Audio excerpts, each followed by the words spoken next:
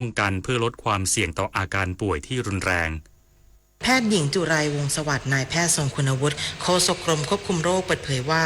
ช่วงนี้ประเทศไทยมีฝนตกหนักและหนักมากในหลายพื้นที่โดยเฉพาะภาคเหนือภาคตะวันออกเฉียงเหนือและภาคกลางซึ่งเป็นสาเหตุสำคัญของการเกิดโรคต่างๆที่มากับฤดูฝนเช่นโรคติดต่อระบบทางเดินหายใจ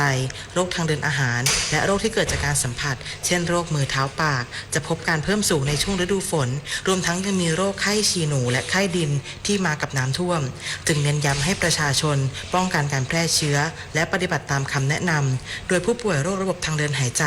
ต้องแยกตัวหรือหลีกเลี่ยงการอยู่ใกล้ชิดกับผู้อื่นควรใส่หน้ากากอนามัยตลอดเวลารวมทั้งหมั่นล้างมือบ่อยๆส่วนโรคไข้ฉี่หนูและโรคไข้ดินเป็นโรคที่เกิดจากการลุยน้ำย่ำโคลนหากจำเป็นต้องสวมรองเท้าบูทถุงมือยางกางเกงขายาวหรือชุดลุยน้ำนอกจากนี้ในช่วงฤดูฝนมักพบเห็ดพิษจำนวนมากต้องยึดหลักเห็ดที่ไม่รู้จักไม่แน่ใจไม่เก็บไม่กิน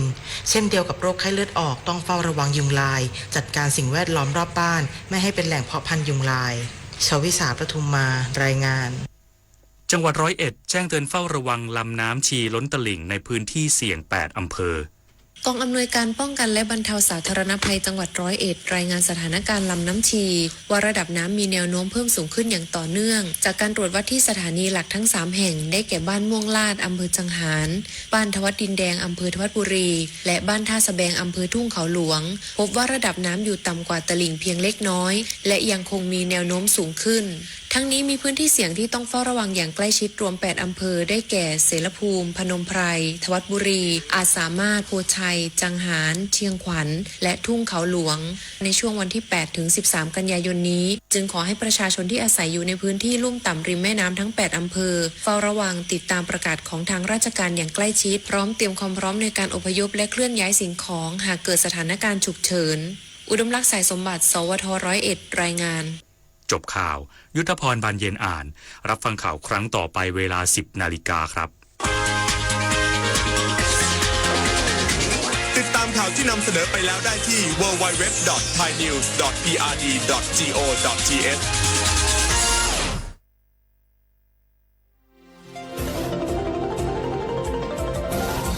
วิทยุแห่งประเทศไทยให้ความรู้คู่ความสุข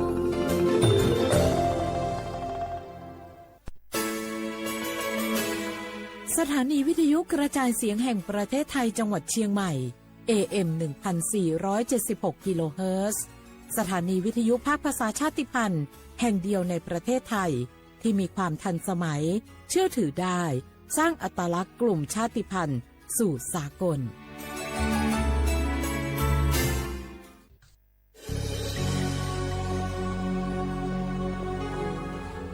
เกิดเป็นคนไทยเติบโตบนผืนแผ่นดินไทยจงภูมิใจในความเป็นไทยชาติไทยเรานั้นนับเป็นชาติที่มีความเป็นมาเก่าแก่ยาวนานเรามีภาษาวัฒนธรรมและมีสิ่งต่างๆที่เป็นเอกลักษณ์ให้เราได้ภาคภูมิใจในความเป็นคนไทยเราควรเห็นคุณค่าและมีความรักชาติหวงแหนแผ่นดินอันเป็นมรดกของบรรพชนร่วมภาคภูมิใจในความเป็นไทยโดยกรมประชาสัมพันธ์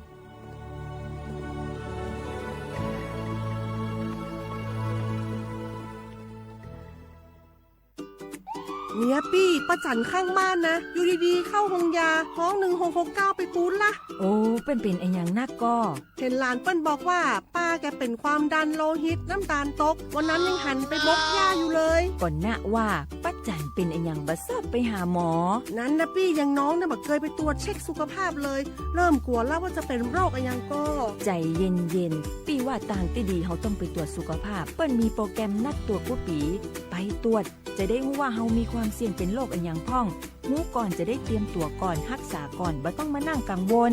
อันเดียวเฮานัดกันไปตรวจสุขภาพที่โรงยาครบปีพอดีแล้วเนี่ยเจ้าปี้ป้าคนผู้เขานัดกันไปเลยเนาะจะไปดูเนาะ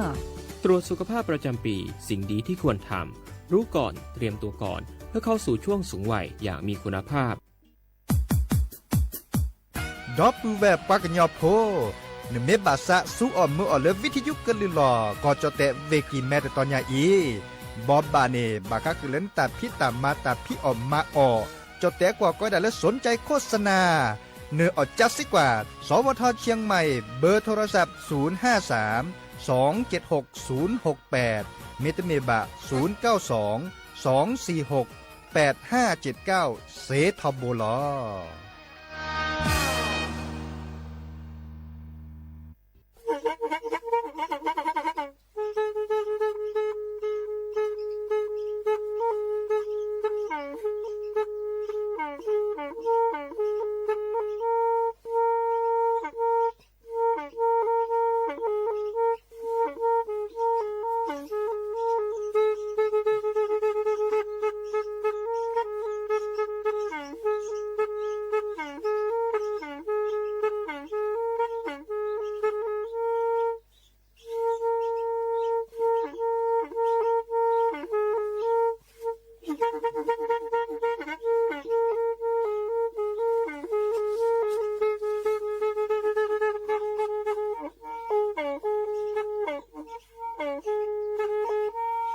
แพอีวิทยุกลือหลอก็จะแตะเวกีแม่ตะกะโทนลุยกะจานยี่ชื่อคือกิโลเฮิรตซ์ตาเชอกระตอบเปอปากระหลือปากระยอกหลอกตืออีสู้อเมญาเปก็เห็นเหล่านั้นแล้วตาสูมือซ้ำมือตากระเจาะตาแลกแก็บลึกแก็บโผล่และติเลื่อนนกออัตโตโคเนและกะนาหลอเจอบาค่าคือตาซุมือซ้ำมือสก้อเนาะ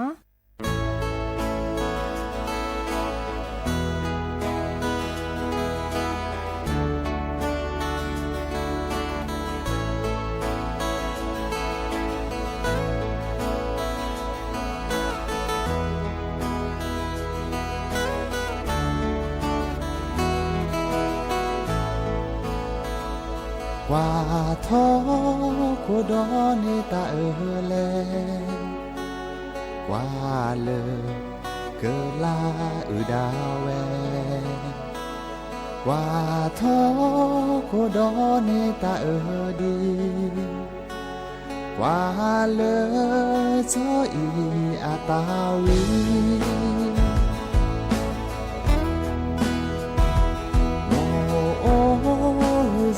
เลยก็เจอคนตาบอดตาย้อนในเดอโอเจอป้าโอ้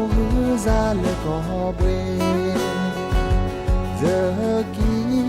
เจอหอในเดอเวคือทอแย่เตอโจญาอีตาเตอโอโดตาเตอเวจะไม่โชโมชิลอสากระเลเยสีอาวลา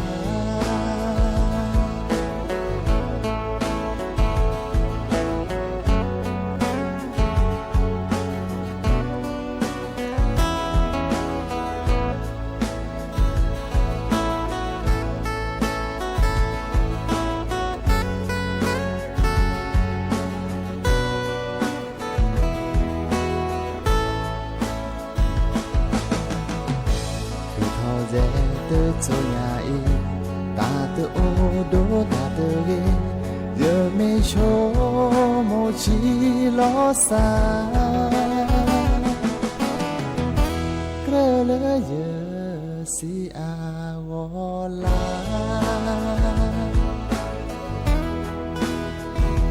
ตาพอเลเจโมอาโจเฮซาดาโป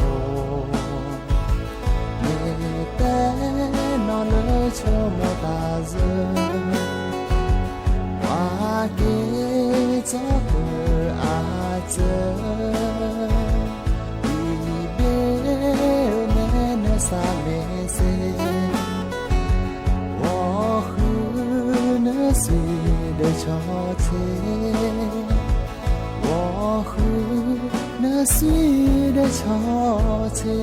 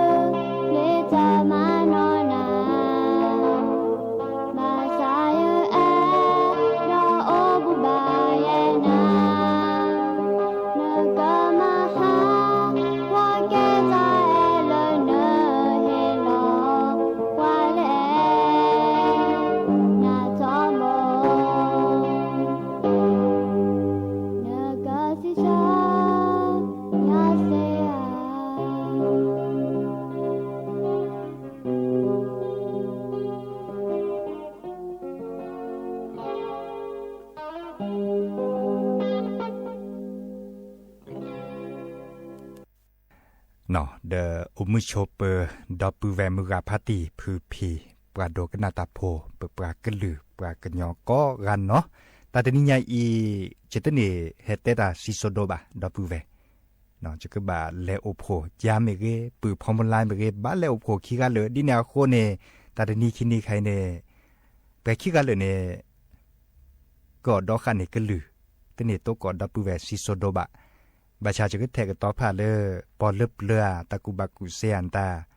ดิซอเลกเมื่อดับเวนนี่ก็นาสกอตาสวีซาเชิญตาเนาะก็นาสกอเราจะตาเสรพันนี่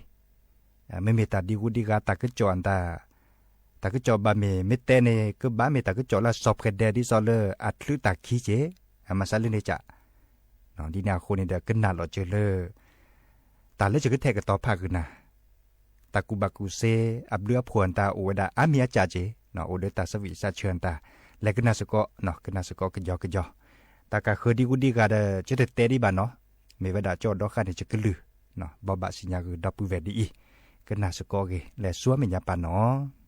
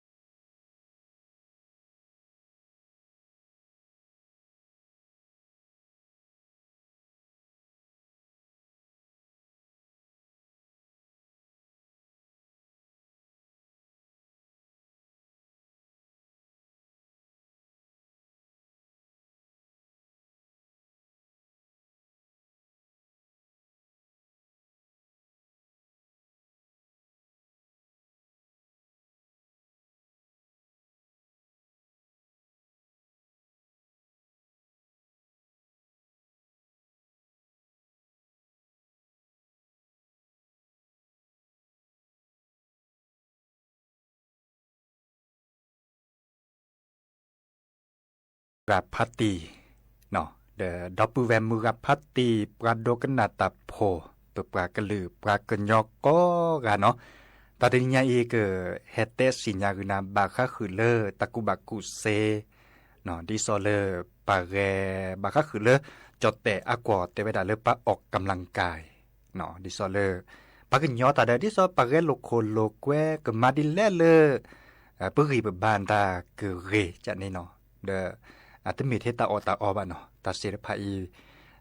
ตาเรโลโคโลแควเนี่ยเกตาเลอะโลโดเจโลโดดแหละเนาะปราเล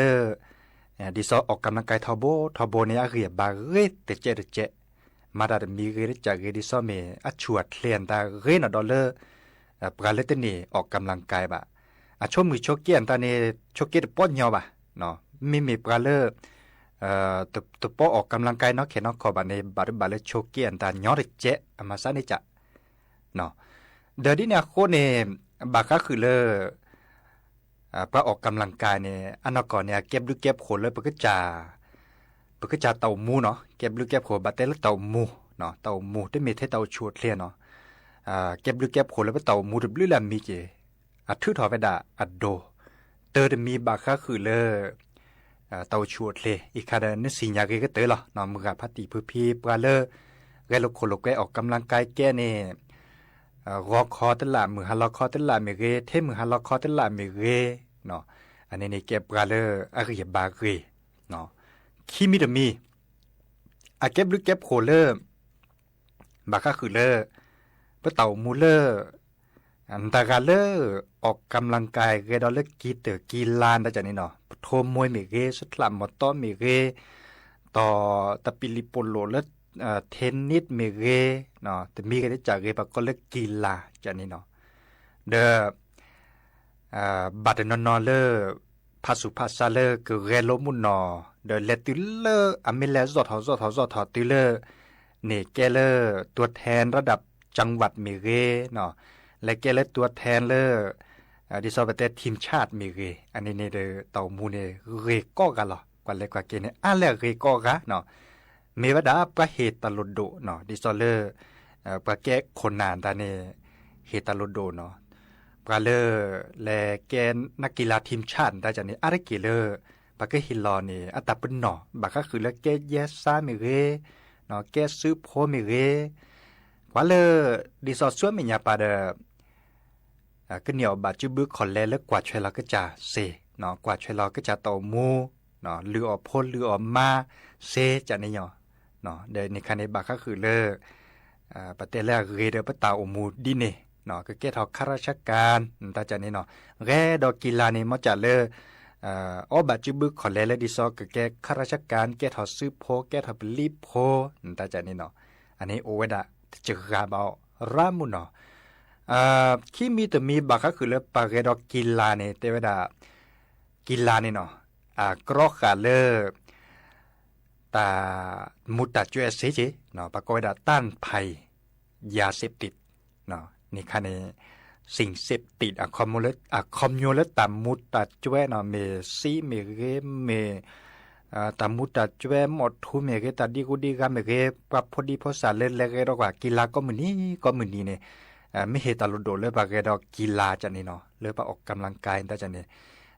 ปลาศิลปะเนี่ยบาร์บ้าเลยก็ปูเพลเดตามุตาจวยเทวดาดีนี่เนาะอีกคันนึงก็น่าจะเก็บหรือเก็บโหดบลื้อแล้วมีแต่บลื้อแล้วจ่าจีเนาะมุขอได้บาคือเตาชวดเคลเนาะบาคือดอลเลอร์กว่าใช้เราก็จ่าเสออบาจืบึกคอนแลเนาะได้บาคือดอลเลอร์กรอกขาเลยตามุตตาจวยอันตาซิเตเห็นเมื่อเลยเห็นอยู่เลยปะเต่ามูซิเตเห็นเมื่อเลยแล้วอยู่เลยแบบพอเป็นลีแล้วแบบเดินเป็นหลอบปูบะเนาะตามุตตาจวยโอ้ยดามีกูเจเนาะมีกูสับและบาชาปะเตวดากีฬาในปะกรอกขาเสเนาะดินาโคในเนาะมือกับพัติพื้นพี่เนาะนโพนลีไม่บาสุบาซาเลยก็เรดอเลยกีฬาเนาะแต่มีก็ได้จากเนาะดิซอมึงมาสับกว่าเตือนและติเลอร์เมื่อแต่ละแกเลยตัวแทนเลือทีมชาติตัดเราในดูล่ะแต่การในแกเลยปะตาอุตาเซมุนเนาะเนาะเลเปอร์เราสเลดอททินดอกคอมเนดอนนอเกเตอร์อันตาในโกรธเจเลยปะก็ช็อตแชร์อันตาในโอเวดาเตจกาบะเนาะ เดบารนนเนเลสุดลามตอนแต่เลติเลกอลากอซิปูก่อนตอนนี้จุบุขอเลนดูแต่เมเลแต่ลาแต่เสียขี้เสียแต่เมเลแต่ลาเสียคือเสียแต่เมบานเนาะแต่ลาแต่ยุยในเนบาเลอเสียดอเชเนาะแต่ลาเนบาเลเสียเซเชียเสียลุยเชเนาะแก้ถอเกปะเตาตาเจอดีนาคนนี่เนาะพ้นลิเมเอดอเลอก็แกดอกีลานดาเด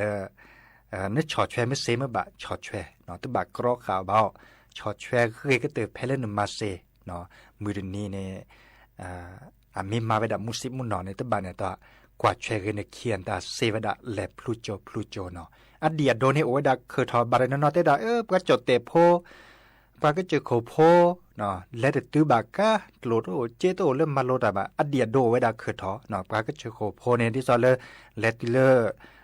ทีมชาติตอนนี้โอวดาเตจืกาบะเนาะอบาจิบึกคอนเลลีเนี่ยโอวดาเตจืกาบะปะก็เจอโคโพเนาะปะจดเตโพเลทีมชาติตอนนี้โอวดาและระดับโลกเนาะและเปิ้ลซะดอทที่ดอกกอว่าโทมมอยเมปันตลอดตบลือละมีตบลือละจะดอกผู้เวจิเตตลือจอบาบาชาคอมโยเลตกาเกนะเกกว่าเลเมพาสุภาษาเนตาสิรพันในปันเลตือเสกอกาเนาะดิซอเลกเนอันนอริเตอเลดอทที่ดอกกอได้บิญญาได้เมเทกอจเตมาเนาะกอลักกอสิปุกอตรุกอนดาเปิ้ลซะเนนอริเตอร์นะปัจจเตโพเนมาเวดาเนโอกอเนาะโทมมอยเมเกสลามตอเมเกเริ่มคือเราก็ไล่มีหุสับพลานตาดิซอเลอร์เก็บกระจดเตพลมีหุสับพลาอบาจิบุคอเลตลาซิลุเชียเซเซชีปัสสุดลามตัวอันตาจันนี่เนาะเดเลอร์แต่พี่ออกมาเลยก็คือดิซอเลอร์อัตต่อรอเทนนิสตาเทเบิลเทนนิสเมเกเทควันโดเมเกคือเราก็ล่อเนาะดินาโคเนเนโพเมเอดอเนลีเมเอดอเลอคือเรโลตาเซตุไพเดชอแชเมซีเดชอแชเนาะบาชาติเมเลอันยอจิบะเนาะติเมเลก็บาก็กาจิบะบากาสุจาสัจจาขีทอขีเล็ดเล็บตอนตาอุจิมาจากตลกขึ้นมาบะตาลันนี่บาเลเรก็เตนิเมเวดาเลปเตาชูดเลลาเร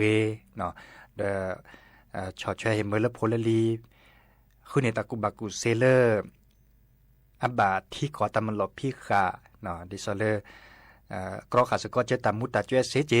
ตาจันนี่เนาะดิเนี่ยคนเฮเตคือปือพอแวพอดีซอลเนเกเฮตลดโดเลปลาพอดีพอสากอปลาเกลปัดโดว่าปลาเลพิตามาตาเลปลาแกคนนาเลสีเลขอคนนาเลทีละก่อนได้เนี่ยเมสิญาเลปลาพอสา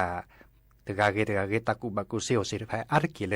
อะชอช่วยเวดาจีเนาะอาร์กิเลชอช่วยเวดาเนาะอีกคาเดเฮเตคือปือพอแวพอบาก็คือเลกีฬาเนาะเดินหรือว่าออกกำลังกายอารีเนาะดินาโคเดจัดหอกแค่นี้ส่วนเมียปะเนาะเดินพ้นเรียนตาเมบาสุบาซาเลคือดอลเลอร์มันโลเนตาเซตพาอีเนาะเกดอกิตกิลาชอช่วยคอเนาะเคลิเคช่วยเฮตเตคือปือพอแวพอดี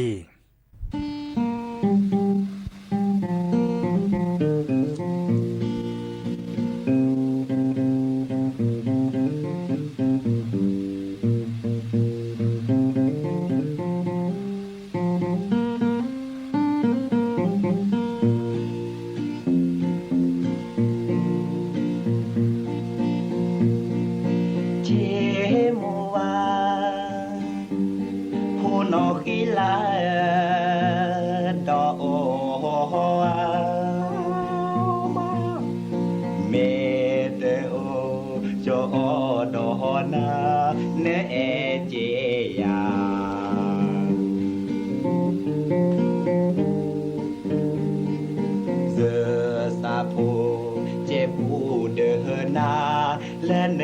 โพสาเย็นนอกีลาโพเอเตแฮกีบา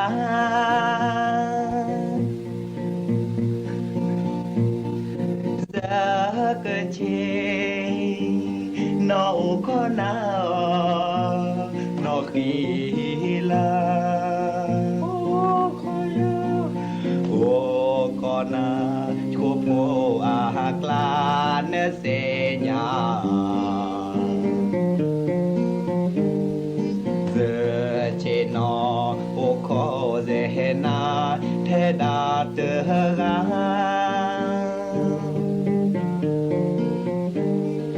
nó khi lá phôi tơ hè kì ba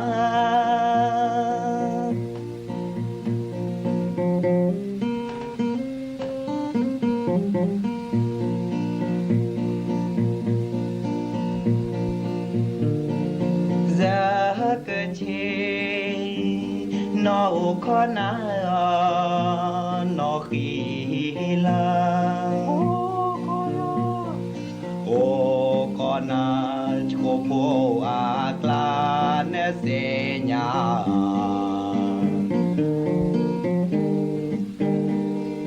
giờ chỉ nó ô khó dễ na thế đã đỡ ga giờ nó khi la hối tê kê ba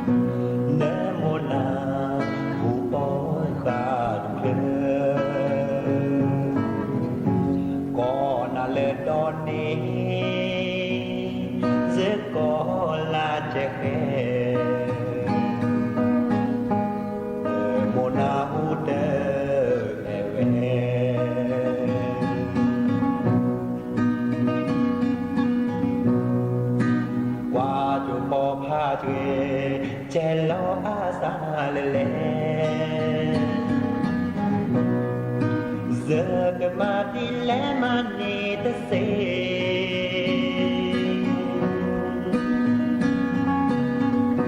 hà lo lo e giờ cái mà đi lẽ xa sẽ lỡ kẹp vào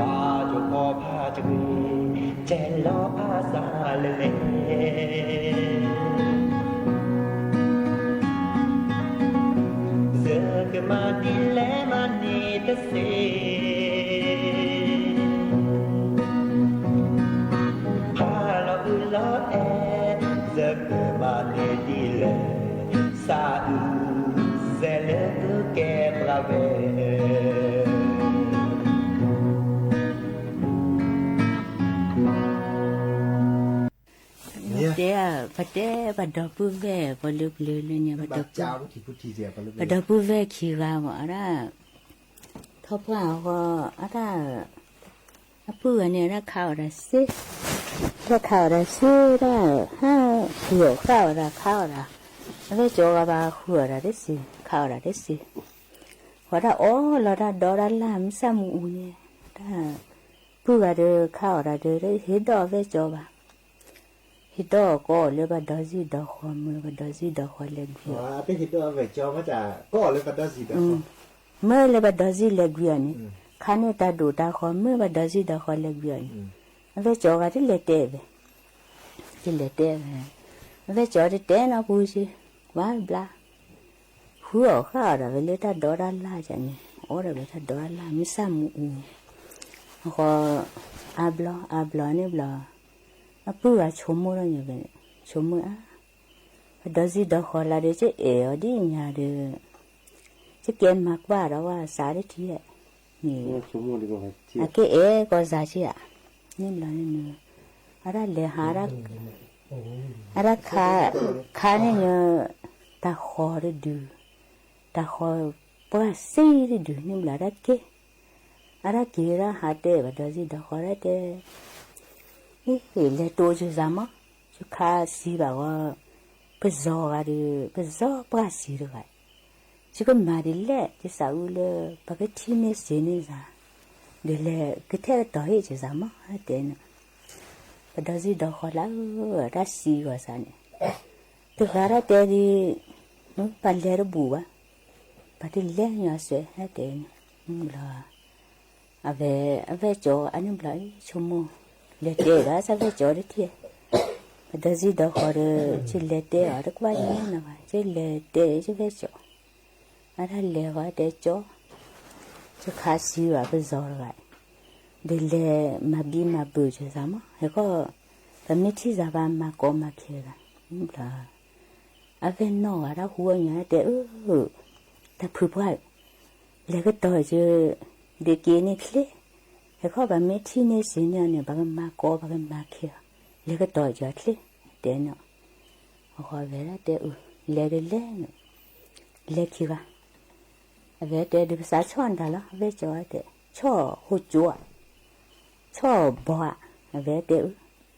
จ่อด้วยใบช่อน้ำเนี่ยช่อเดี๋ยวเคยบีบใบเล่คิดว่าอะไรเล่เขาได้เดี๋ยวจ่อพอดูสิดอกคนเนี่ยจะเอาเวลาเลยจะไม่เข้าอะไรนี่จะเตะบ่เดินเนี่ยกันนี่จะเตะนะก็จะชงซะจะก็มากว่าซะอันละปุ๊ดปุ๊บเวลปุ๊ดเวลเวลล่ำซะที่บ้านน้ำเนี่ยเลี้ยจะขานี่ตาคอดูแล้วเมาจีว่าเขาเตะจะเล่นนอนนี่เขาจะก็เตะจะได้ความบ้าเลยรัวเลยจู่ว่าที่บ้านชอบน้ำเนี่ยบูเล่นมีเนี่ยเขาเดือดวีเดือกูนี่เลยเมาเลยตายากจีว่าเดี๋ยวเขาท่านเล่จีว่านี่เล่เดี๋ยวไปจบจีว่านี่เดี๋ยวเขาเนี่ยบลารากูกาดอบเล่เวตาเชื่อเราคือคนละคนละสาคือจีว่านี่สอนนัดเลยอันนี้บลาไม่เชื่อเราเว้นนอเด้ออันมาจีว่าอะไรกูเวลาดอลล์รอสักทีกันเนี่ยได้เล่จู่อีรอว่าระนี่บลาได้เล่ลูได้กี่วีเวดอมวาลีวันนี้กี่วีกี่ชอบเปรกูเปรคุยนี่บลานี่เนี่ยปะดอซีดอคอลานี่เนี่ยได้สิญญาณแล้วก็ได้ไม่สิญญาณเล่ว่าชีว่าได้ไม่สิญญาณเล่ว่ามาซาดินะว่าดอปูดอเวนี่บ้าเอลอซะบ่าเอลอกวิลอซาออนจะเล่บ่าอสุโกมันจะเล่บ่ามาสุโกมาซาซอปลุกเลยเนี่ยนี่ตัวคู่เตะเวจอร์หัวตีละทุลอบาดนาดาลีละเดออัลลอปะกะขุดกว่าแล้วเนี่ยบดสิดอกกว่าแล้วเนี่ยเวลาบ้าเล็กว่าเราวิลเวจอแม่นเวจอร์ดอเวเดซาเป็นยอลเวซันเดเลมาจูเวดามาจูเวซาอูเวลปูบะก็บะเคนนี่เดเลมาจูเวอันนี้เนี่ยไม่ที่แบบก็คุยเนี่ยบ้านหน้าบ้านลีเนี่ยมาสานเนี่ยเลยปรากว่าแม่น้องค่ะมาจากก็จะดอเวเลยล้อสานดอพูดอเวเนี่ยใบล้อคุยล้อสาใบล้อคุยล้อสาตาออดิเลยบ่าวสุโกบ่ามาสุโก อดีโดเลยก็เลยแค่จริงปุดดาเวนใบแล้วซะบ่าวคู่พอบ่ามาสกี้มาสก็แกเราดักพี่ตามาเลซาคือบ่าดินี่อันนี้มันไม่เตะเราดิซาเดียดอเตะเราก่อนเนาะปลาเยอะที่สิคนเดียวปลาในเพื่อพาเกลือเป็นดับเบิลเวกก็กามอ่ะอันนี้บ้าคุณละซาโตจิละซาปุดาเวนเด็กโอ้ที่สิขอเนี่ยดิซาปุดาเวนไม่ใช่เตะเรากับปลาเตะเรากับปลากินยอในเป็นดับเบิลเวกละซาก็กะให้เราว่าเลยเป้าบักคุดถึงตะโกตันนาตาอันนี้เนี่ยป้าตัวจิละดิซาอันนี้อย่าดิซาปุเตะปูที่สิขอเนี่ยเพื่อบ้าลักวิลาซาแม่ปุเตะดิซาอันนี้ยังไม่คุยเธอเราคนนั้นนี่อันนี้ก็ดอเวกเลยบ้ามาเจอแล้วค่ะบ้าเราแม่เลยดอซิดอคนนี้บ้ามาเจอแล้วซะดีนี่มาสกี้มาสกอระบาตัวเจอมาเจอแล้วซะบ้าลักวิลาซามากันเลยมาเลยโซเน็ตลนเน็ตเจเนี่ยมาเลยโซกว่าแล้วเนี่ยบัดหลุนเนี่ยบัดเจมาเลยทุกว่าเวลาได้รักวิลาดอกุดาเวเลิกเลิกโซกว่าเวลาที่ว่าโจโดเลิกหลุนเลยเจที่โดเลิกหลุนเลยเจเด้อชมที่แบบได้ชมปานได้บัดเชื่อนั่นนี่นั่นเองเราบ้ามาตอนเลยน่าสิพอเขาพอว่าสุกัดถือกันบ้ามาแล้วบ้าคุยเธอเนี่ยมาบ้านเชื่อเนี่ยดีแต่มาได้เนี่ยแกป้อมเดี๋ยวสิเด้อมาซานี่เนี่ยปักเก็บบ้านย้อนเนี่ยอันนี้เนี่ยเป๊ะปักเก็บบ้านย้อนเป๊ะบ้านย้อนแล้วสั่งเพื่อไปลอกวิลาซานี่เนี่ยเพื่อมาเจอแล้วซาเนี่ยว่าเด้ออะไรเนี่ยแม่แกดอกคนนั้นแล้วเนี่ยก็บ้าว่าอโพลีสิก็บ้ามาแล้วอโพลีว่าสิบ้าว่าเด้อก็คุยเธอวิลาเวมาก็บ้าล้อล่าก็ตัวดัวเด้อบุญเลยตัวดัวเด้อสีเลยแกบ้านเนี่ยนี่แกพวกแกนั่นนี่บ้าให้เราสู้ให้เราสาเลยโอ้เยอะว่าคนเลียดลายนี่เด้อเรื่องขี้ปลาเลยคุยเธอเราก่อนบ้าว่าแกแม่เด้อบุญเลยตัวดัวเด้อบุญเลยจังแกเราได้ก็ได้แค่เราเลยพวกเราจัดทำมาจังพรยาพรยองหอยlần đêm mưa tha khứ plơ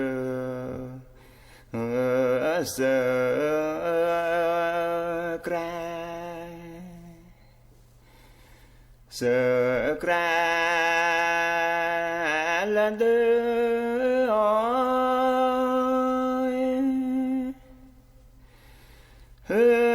mưa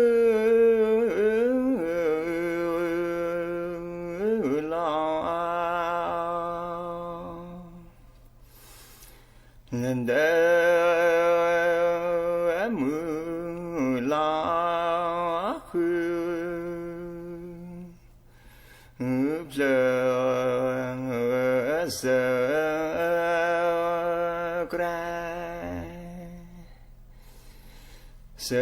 cra ta lu kho pha la bư hết li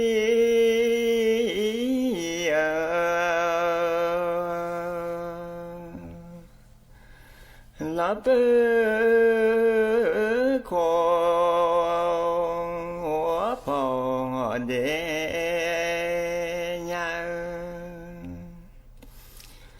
là thọ cứ plơ ghê cả mò la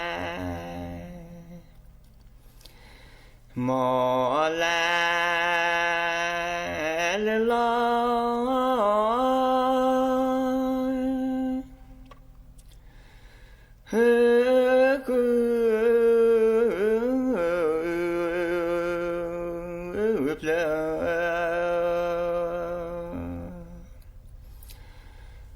la cứ plơ ghê cả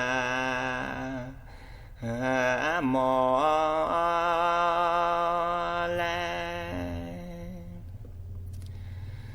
มอ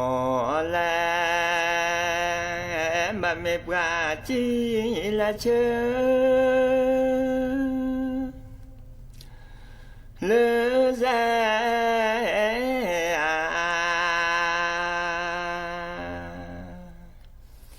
เมเชอเลแซเกนอชาเลนอเฮทอ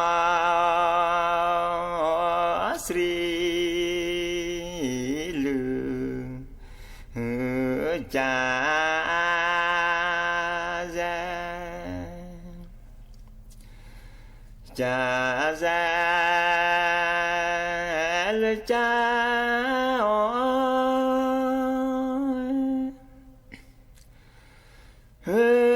ลอ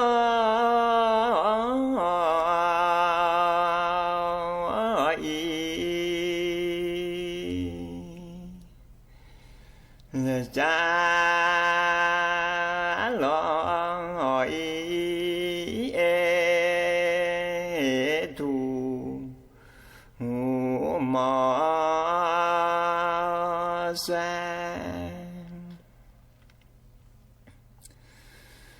ปะจิลาปะจิเสสีอพอลาเสตลาอาคิโตโตบาเลบาเลเลนอแควสี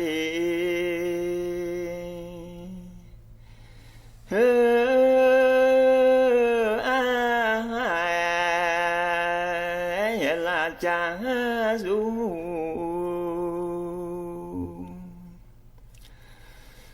จาซูเฮทอแคว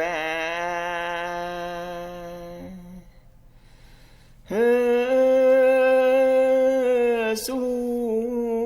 แวลอนโตปู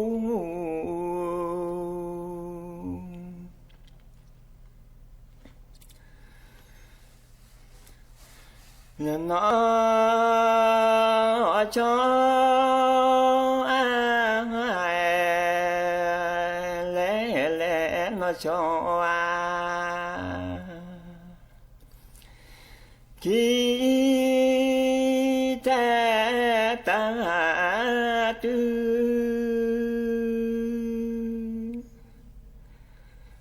นัวดูเลตลอเลเชเลงมาเลตาลีโอลังเดนเดอันโนญาโล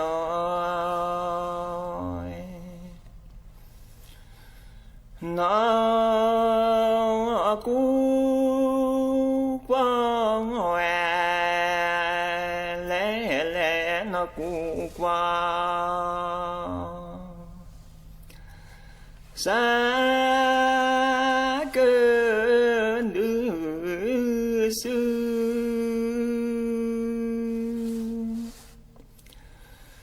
เล่นด้วยดูเลตลอ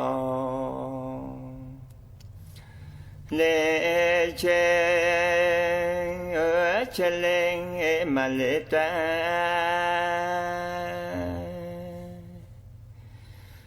ดีลังเดนเดอันโนญาโล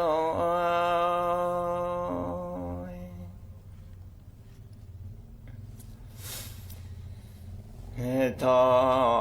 ทอจาเลมาเลทอจาเลมา chop lẹ cơ la lẹ na về chop lẹ cơ la lẹ na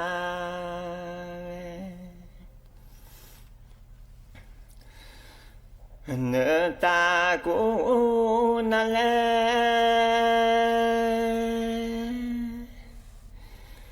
nỡ ta cũng na lẹ non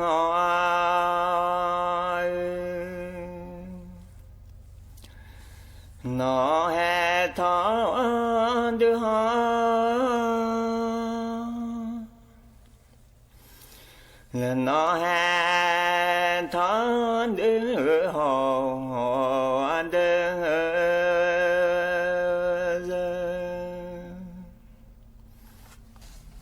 qua sri du qua sri du sri lơ nhà lư qua sri lư sri lơ nhà lư cho sri nó cho sri nó Sri lơ áp lư lơ cho Sri nó Sri lơ áp lư qua Sri du qua Sri du mò mi cho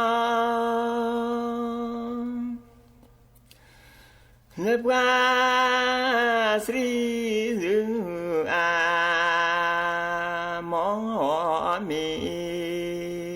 cho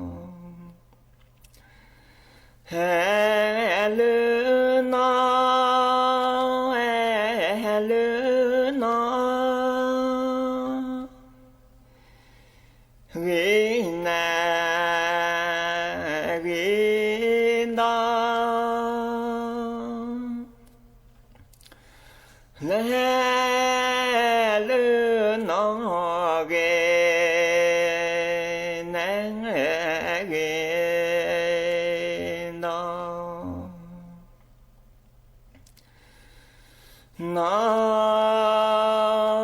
hết thọ ba che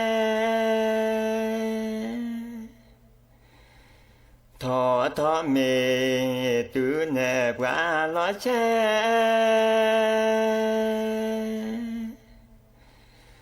nó lừa sen cho lẽ quen cho lẽ ui mà tơ che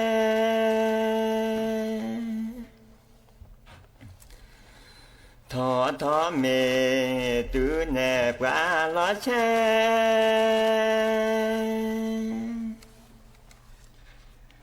nó lừa sen cho lẽ quen nó hé thọ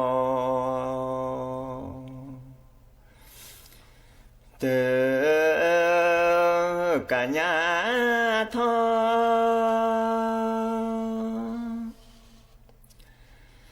nó hé thọ từ cả nhà thọ thì là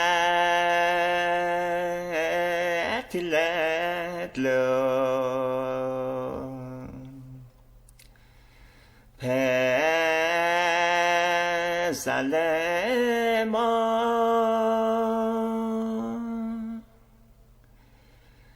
ที่แลที่แลเลือแผ่สาแลมอ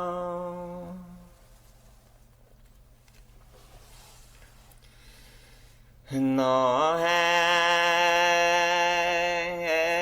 นอแฮทองเตอกัญญาชา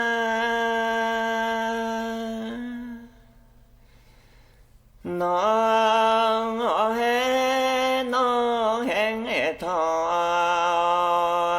งเตอกาญา ประเทศไทยและเครือข่ายทั่วประเทศเสนอข่าวต้นชั่วโมง รู้เร็วรู้จริงเกาะติดทุกสถานการณ์